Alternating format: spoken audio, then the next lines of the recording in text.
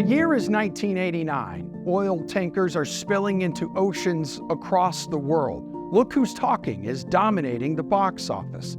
Men's and women's fashion is in an interesting place. Society is crumbling, even the Berlin Wall is falling down. And just a few short days before the end of the year, a child is born. A child who 34 years later is tormenting NFL fans and is at the heart of the demise of one of the most outstanding tight ends we've ever seen. That child is now a woman.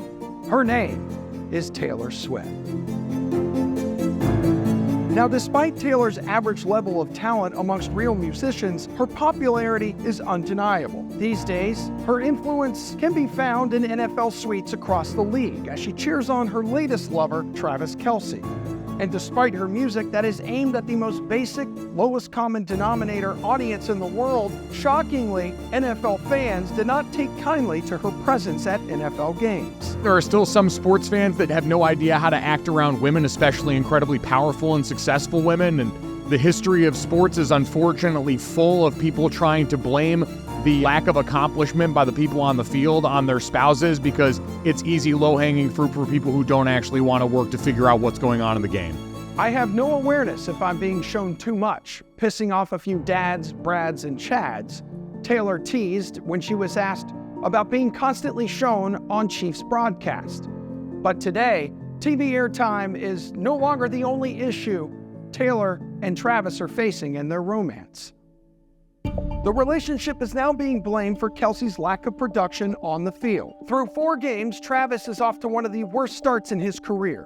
15 catches for 158 yards, which would have been a normal game for him during his dating days with Kayla Nicole, when he was an All-Pro and eclipsed 1,000 receiving yards each of those years. The couple was spotted out and about throughout the offseason, from date night at Coachella to Travis making multiple Eras Tour appearances. Some are even questioning Kelce's commitment to his offseason. You've seen the amount of work Taylor Swift has put in on the Eras Tour to be ready to go for this, and you don't think Travis has been able to find a gym on the road? I'm sure on whatever jet she and him take, there's probably a better weight room than I've seen in my entire life. So, no, I see, you know what this is? This is why people have a problem with the media, because you guys are trying to come in here and